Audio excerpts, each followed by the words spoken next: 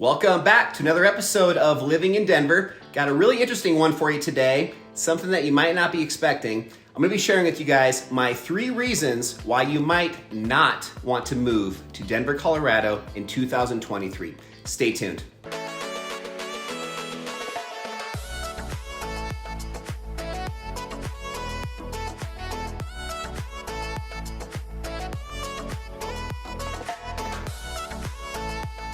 All right, so as I said, today's video is going to be all about 3 reasons why you might not want to move to Denver, Colorado in 2023. Before we get started, my name is Adam, licensed real estate agent here in Denver, Colorado. Love making videos like this, but what I love even more, just connecting with viewers like yourselves, learning a little bit more about you, and hopefully finding a few different ways that I could provide value and help you as you look into moving here to the Mile High City, Denver, Colorado. My phone number, my email, all my contact info is down below. Reach out, we'd love to connect, and also make sure you hit that like and that subscribe button. Every week I release new videos all about living in Denver. But for now, let's go ahead and get started. Once again, 3 reasons why you might not want to move to Denver, Colorado in 2023. Let's go.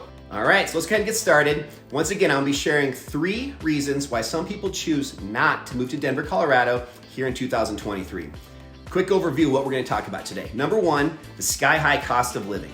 As you know, Denver has become crazy popular in recent years, and that's really driving housing prices up and just the overall cost of living. So it's getting a lot tougher for people to find a place that's affordable and just to live comfortably here in Denver, Colorado. So especially when you're comparing that to other cities that aren't quite as pricey. That's number 1. Number 2, we're going to talk about traffic jams and congestion. So again, with all these new residents and businesses that are popping up and just building and getting bigger and bigger here in Denver, Colorado, traffic has become a real headache, especially in Denver. So, the city's working on improving a lot of things with public transportation and just different infrastructure improvements, but we're still really feeling the growing pains when it comes to traffic. And then third and final, we're going to talk about pollution and more specifically fire hazards. So due to the changing climate and just Denver's unique location of where we're located, we've been dealing with a lot more extreme weather over the recent years. And that not only includes fires, but also droughts and just incredible heat waves in the summertime. Summer's a lot different than it used to be here in Denver. So again, with all of that, there's a lot of just differences with air quality and stuff like that. So we're going to talk about that as well. So those are the 3 things we're going to talk about today. And I just want to close out before we continue on to number 1. Quick reminder that these reasons aren't necessarily going to apply to everybody, okay? So some folks, they might find that Denver's, the awesome outdoor lifestyle, the lively culture that we have, and just the job opportunities, those outweigh these potential downsides that I'm going to cover today. So even though this video might sound negative as my top 3 reasons why people don't want to move to Denver, Colorado, please take that with a grain of salt because in my opinion, Denver is still one of the best places in the entire country to live, and especially if you're out of state, to make sure you come out and visit and see for yourself. So let's go ahead and get started with the first one, high cost of living. So high cost of living in Denver can be attributed to a lot of different factors, and some of those are just things like the increased demand for housing, the limited just housing supply that exists at the moment, and just the really strong economic growth that Denver continues to see year after year. So as a result of things like this, certain neighborhoods have definitely seen a significant surge both in popularity and just in the housing costs. So some of the most expensive neighborhoods in Denver, we're going to talk about those today. We're going to talk about how they've experienced this considerable increase in cost of living. So the first one, Cherry Creek. So Cherry Creek's one of my favorite places in Denver. It's a very upscale neighborhood. It's known for its luxury real estate, its very high-end shopping centers, very fine dining choices to choose between, and it's also got a great location. It's very centrally located. It's combined with really good schools. It's pretty safe compared to other areas within Denver, and all these things, they just make Cherry Creek one of the most sought-after neighborhoods in Denver year after year. So that obviously continues to drive up housing prices. So Cherry Creek's that first one. Second, we're going to talk about HILLTOP. HILLTOP might be a neighborhood you don't know too much about. So HILLTOP is a very affluent residential area. Similar to Cherry Creek, it boasts, really elegant homes, very spacious lofts, and it's very close in proximity to a lot of parks and just different rec areas. So it also has got very easy access to downtown Denver. Again, it's pretty close to Cherry Creek. Very popular among professionals, especially people that are seeking that comfortable kind of suburban lifestyle. But are still very close to everything and anything that they want to do. So things like that, again, increase the cost of living. So That's number 2. Third neighborhood, Wash Park. Wash Park is basically a charming neighborhood. It's right around this park. It's a 165-acre park. Features 2 lakes, there's jogging trails, all kinds of different sporting events and activities, huge volleyball pickup games on Thursday nights in the summertime, stuff like that. And as far as the Wash Park itself, it's got very historic and kind of a modern architectural mix, which is really, really unique and cool. Has, I think because of that, attracted a lot of residents that are really, again, increasing housing costs just from the demand. Another 4th place that we'll talk about is LOHI, Lower Highlands. It's a very trendy neighborhood. It's located very close to downtown Denver and the Broncos Stadium, just across the river from downtown Denver. So it's just barely west of downtown Denver. What I like about Highlands is it offers this really cool mix of modern condos, renovated kind of older historic homes, and also these new developments that keep popping up all over the neighborhood. So LOHI is what a lot of locals call it. Very popular for its restaurant scene, unique little restaurants and bars and just very boutique type businesses. And again, just really stunning views of downtown Denver, as well as some pretty nice views west of the Rocky Mountains. So definitely check out Highlands. And I will say that Highlands is where I currently live and one of my favorites. So those are just a few neighborhoods that I feel are some of the most expensive at the moment. So if the cost of living is something that's very important to you and might be a reason for you not to live in Denver, Colorado, those are a few neighborhoods maybe to avoid if cost is something really high up on your list of importance. So again, as I said at the very beginning of this video, it is very important also though to keep in mind that costs can vary significantly just among different people's individual preferences, their circumstances, just what people may see as what is important to them, what the benefits of living in certain neighborhoods are. So those might outweigh the costs depending on what's important to you. So, all right guys, now we're gonna talk about number 2, which is just the traffic and congestion issues. For sure enough to keep some people away from living here in Denver. I think a lot of big cities at this point are dealing with this type of thing, but Denver has significantly gotten worse in recent years. As I said earlier, I'm a local native of 40 years, even 15 years ago, 20 years ago, really didn't have to deal with any of this. And now all of a sudden it is any time of day, morning to night, you could get caught in this. So I'm gonna share with you guys basically, 3 to 5 primary areas within Denver that are kind of notorious for being really bad with traffic. So once you live here and you kind of get to know that, if you're able to, you can kind of avoid the peak times where these roads are gonna be bad, or at least know a few local kind of shortcuts or back roads to avoid it if possible. But more than anything else, Denver is just, they recognize this. They're working on infrastructure improvements and just more public transportation options and all that kind of stuff. But I just don't think that we're quite caught up just because of the demand and the popularity of people moving here. So it is considerably getting worse year after year. But again, if you live in a nice place, I think this is kind of par for the course. You're gonna deal with traffic and just congestion if you live in a place where a lot of other people want to live as well.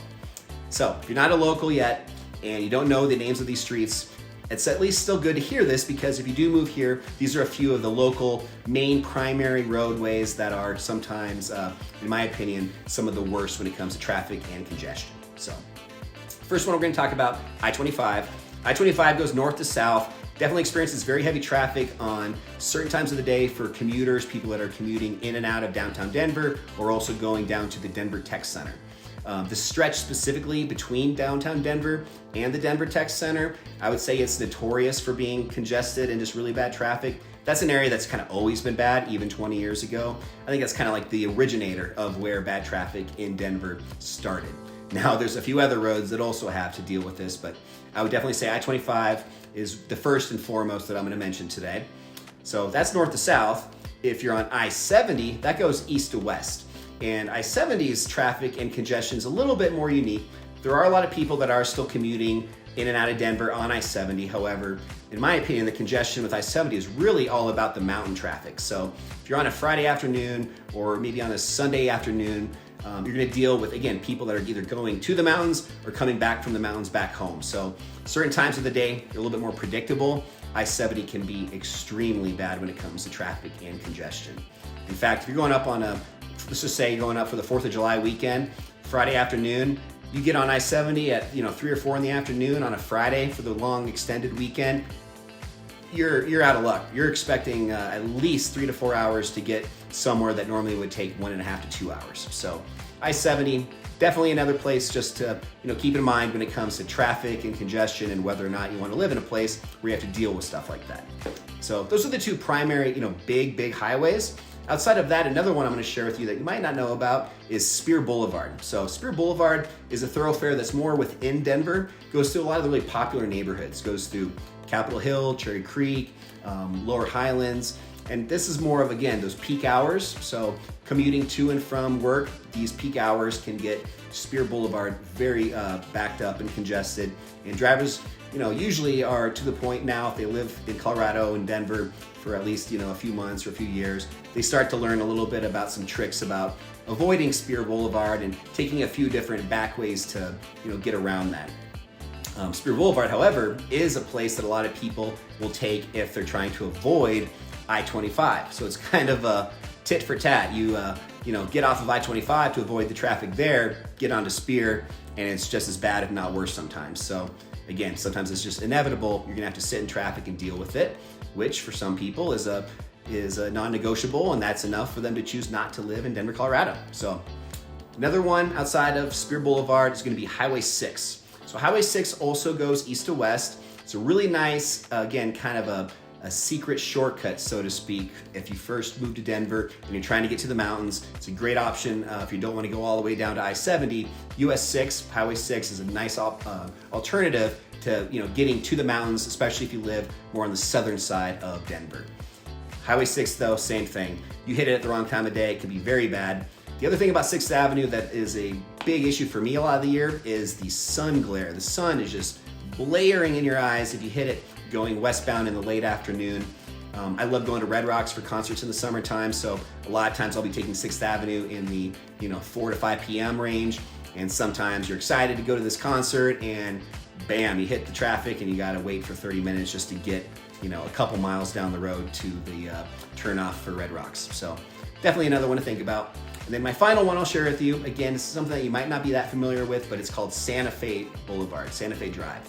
Santa Fe is, again, one that goes, it's a primary route connecting basically downtown Denver to some of the southern suburbs. So if you live down south in Castle Rock, Ken Carl, Littleton, most likely you're gonna be taking Santa Fe to get up to Denver, so up to downtown Denver.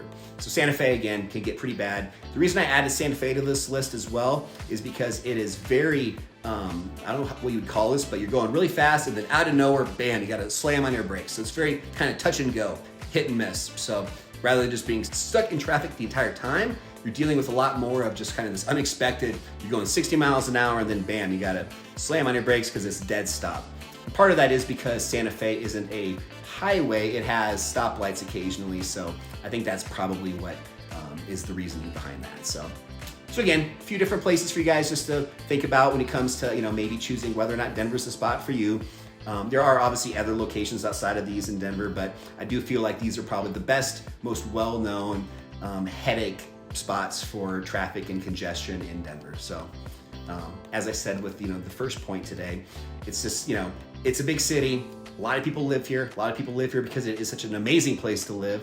And anywhere you go in the country, if you go somewhere that's great, most likely a lot of other people think it's great too, and you're gonna deal with some traffic. So keep that in mind and let me know what you guys think. All right, so my third and final reason why a lot of people might choose not to live in Denver is gonna be pollution and just increased fire risk. So, Denver and the surrounding areas, they have been grappling with pollution for the last 10 years. It's gotten significantly worse, but more specifically in the last couple years, frequent wildfires, which have also posed a very significant concern for residents and have also really attributed to the pollution and just the bad air quality. In fact, we had a really, really bad fire of all months. It was right around Christmas time a couple years ago. It's called the Marshall Fire, and the air quality warnings and hazards were so bad that they were, telling people not to go outside. So even in a beautiful city like Denver, Colorado, the mile-high city in the mountains, you're still dealing with bad pollution at times, both from natural, fires and stuff like that, as well as obviously just the increased amount of pollution coming from the population that's continuing to grow here and traffic and all that kind of stuff. So outside of that, there's also just the physical location of Denver. So since Denver's in this valley surrounded by mountains, it makes it very prone to what they call temperature inversions. And what that does is it traps pollutants near the ground, which basically just lets it kind of sit there and continue to be harmful and not really able to get out of the area. So just the location of Denver does deal with that to some extent as well. So,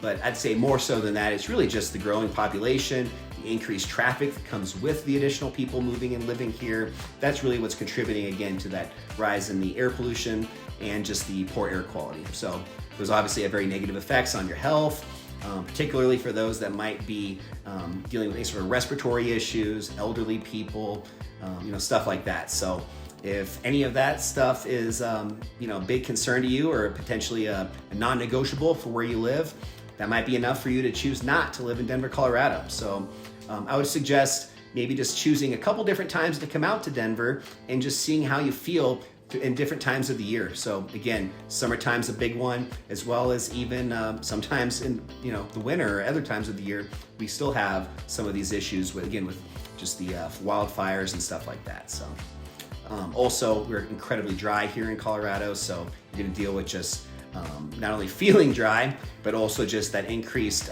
fire danger, especially for wildfires. Again, I talked about it a little earlier about the Marshall Fire, occurred late in 2021. It was horrible. It was actually, I think it was on Christmas Eve when it first broke out.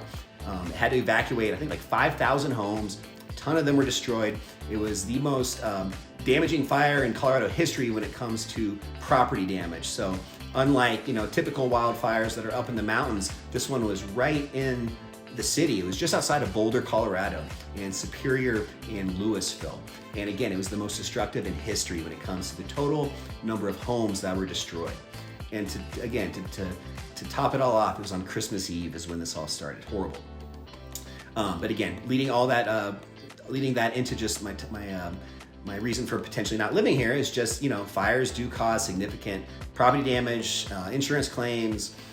They are just something that continues to be a bigger concern for people here in Denver, Colorado, just when it comes to getting additional insurance for their homes, fire mitigation. So on your property, making sure that trees are far enough away from your physical buildings so they don't pose a risk if a fire does break out, stuff like that. So, and as I said, outside of the damage of the physical fire damaging, property, just that increased pollution and air quality and just that risk of health when it comes to, the impact that fires have on Denver, Colorado. So definitely a reason for a lot of people to start having more concerns and potentially choosing not to live here. So, and I'll just leave it at this, It is, though, very important to recognize that the city and state are definitely working very hard on this. They are definitely improving when it comes to this fire mitigation topic and just expanding on, public transportation to help with the air quality with pollution and just stuff like that. So keep in mind, we are working on this and it's definitely on the radar for Denver making an impact on improving this. So there you guys have it. Shared with you guys 3 of my top reasons why some people might choose not to live in Denver, Colorado here in 2023. To recap, we talked about the high cost of living, especially in certain neighborhoods within Denver like Cherry Creek, Highlands, and even Hilltop. Hilltop's that newer one that I shared with you guys. Number 2, talking just about traffic and just congestion within the city, just with how popular Denver is becoming, the increased amount of traffic and just headache on the highways that comes with it. And then 3rd and final, just the air pollution and just climate concerns that come with that when it comes to wildfire and just natural concerns like that. So those are 3. If any of those challenges might be a deal breaker, they are for some, keep that in mind.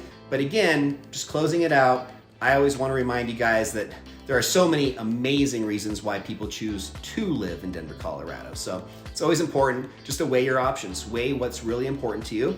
I always use the term, what are your non-negotiables? What are the things that are the most important to you? And just focus on those. If you have that, that's kind of your North Star. Focus on that. You're gonna hopefully find out what's truly the most important to you, and that'll be what guides your decision making and inevitably makes you happy when you choose to call home, whether it be in Denver or in another part of the country. So really enjoyed sharing this with you guys today. As always, my name's Adam, licensed real estate agent here in Denver, Colorado. Love connecting with people like yourselves. My phone number, my email, all my info's down below. Reach out, let's connect, let's learn a little bit more about what is important to you, and hopefully I can find out a few different ways to provide value. So subscribe, hit that like and subscribe button. Every week, new videos just like this are coming out. Looking forward to sharing them with you. Until next week, I'll see you guys. Have a great rest of your day. Bye.